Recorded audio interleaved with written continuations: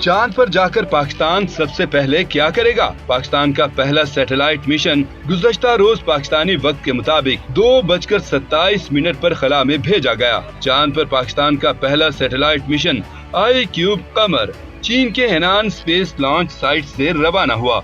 Henan से mission की रवानगी पर स्पार्को में जज्बाती मुनाजिर देखने में आए, जहां Sparco command and control centre तालियों से गूंज उठा।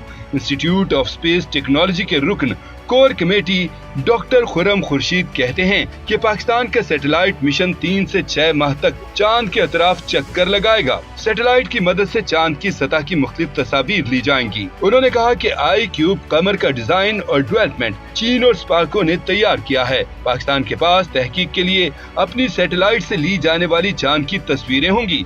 ये दुनिया का पहला मिशन है जो चांद की दूसरी तरफ से नमूने हासिल करेगा। ये मिशन 53 दिन पर मुश्तमिल होगा। इस मिशन में चांद पर चक्कर लगाना, टेक ऑफ करना और वापस पहुंचना शामिल है, जबकि ये 2 किलोग्राम तक का मादा उठाने की कोशिश करेगा। 2022 में चीनी नेशनल स्पेस एजेंसी ने Asia Pacific space cooperation organisation APSCO के जरिए रुकन ममालिक को चांद के मदार तक मुफ्त पहुंचने का मुनफरिद मौका फराहम किया था। एप्सको की पेशकश पर रुकन ममालिक ने अपने मंसूबे भेजे थे। एप्सको के रुकन ममालिक में पाकिस्तान, बांग्लादेश, चीन, ईरान, पेरू, जनूबी कोरिया, थाईलैंड और तुर्की शामिल हैं। पाकिस्तान की जानिब से इंस्टीट्यूट ऑफ स्पेस टेक्नोलॉजी ने भी मुजवजा मंसूबा जमा कराया था।